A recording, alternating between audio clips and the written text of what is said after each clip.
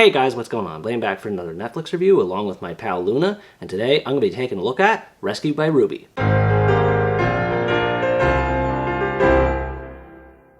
Rescued by Ruby is an American family film based on a true story about Daniel O'Neill, a Rhode Island state trooper who dreams of being a part of the elite canine unit of a city but keeps getting passed due to his qualifications in numerous other trades, until he has a chance encounter with a dog named Ruby. They meet each other at the local animal shelter, and while it doesn't take long for the two to hit things off, Daniel gets a lot more than he bargained for as Ruby turns out to be quite a handful. Nevertheless, Daniel remains determined to train Ruby to be the best dog in the whole unit, and works toward his dream job once more. Anyone who loves watching family-friendly dog movies will know pretty much exactly what to expect from this one, though it does benefit from the fact that it's inspired from true events, and it also helps that it's anchored by a convincing performance from Grant Gustin. Daniel O'Neill, as portrayed in this movie, suffers from fidgeting and anxiety that are associated with dyslexia and hyperactivity, and Gustin does a good job at getting these traits across. It's actually one of the more down-to-earth and realistic depictions of hyperactivity that I've seen in a movie. His performance was compelling enough to make me want to root for him to succeed at accomplishing his dream, but the movie also makes it clear that his flaws cloud his vision.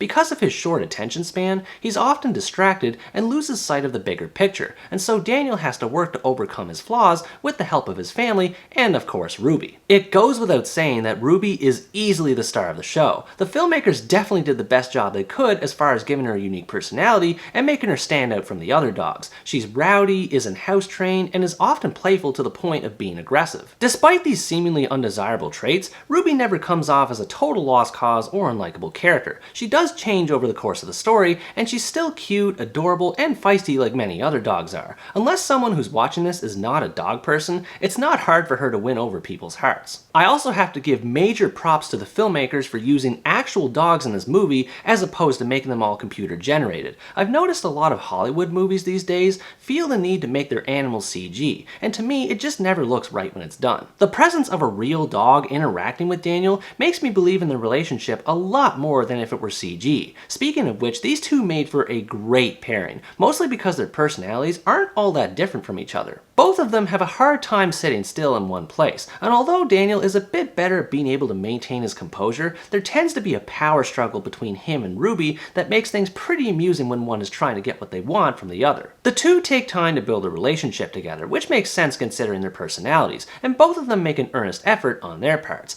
Daniel spends time researching training techniques, while Ruby slowly becomes more comfortable in her new role, and it was a pleasure to watch the relationship blossom. It's a shame that the rest of the supporting characters are kind of bland by comparison. The only notable one I can think of is Daniel's wife Melissa, who is very supportive of his canine endeavors. It's nice to see her cheering her husband on, but aside from this, she doesn't have much else to do. Every other character feels like a prop to help move the story along, which isn't always a bad thing, but it's unfortunate that Daniel and Ruby are the only ones that have any originality behind them. The retired expert, the strict head instructor, and the friends who cheer from the sidelines are just a few examples of how uninspired the characters can be. A weird thing I noticed about them as well is it feels like they barely have anything else to do other than be present wherever Daniel is. I couldn't help but wonder why they weren't doing their jobs while Daniel was out doing his. Everything about them completely revolves around Daniel, which made them pretty shallow. They do become a bit more interesting during the training scenes, which were actually the scenes I enjoyed the most. This is where everything comes to a head for both Daniel and Ruby, in which they both have to master the art of calm focus and compassion for each other. Naturally, this is easier said than done in the beginning, with how off the wall both of the main characters are, which, as I mentioned earlier, makes for plenty of comedic situations even outside of the training.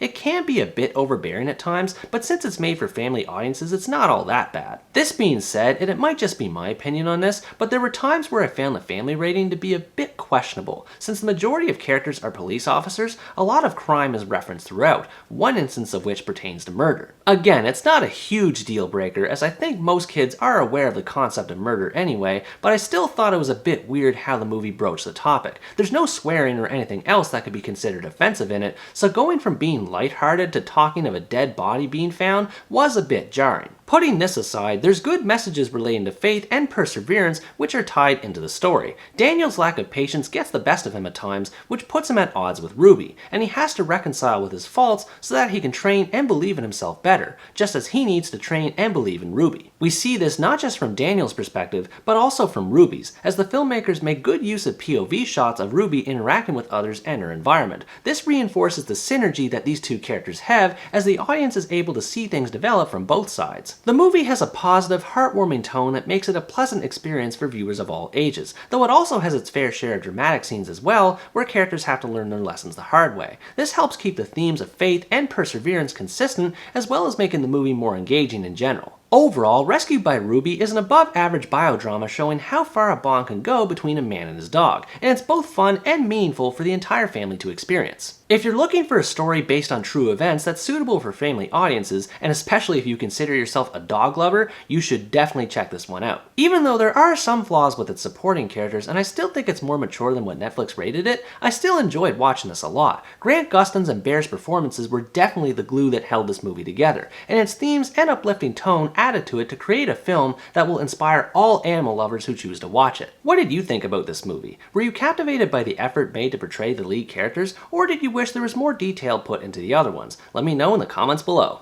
Anyways guys, that's going to wrap up my review of Rescued by Ruby. Thanks for watching this video, I hope you enjoyed it, and as always stay tuned for the next part, where next time I review the Swedish action movie, Black Crab. Bye bye!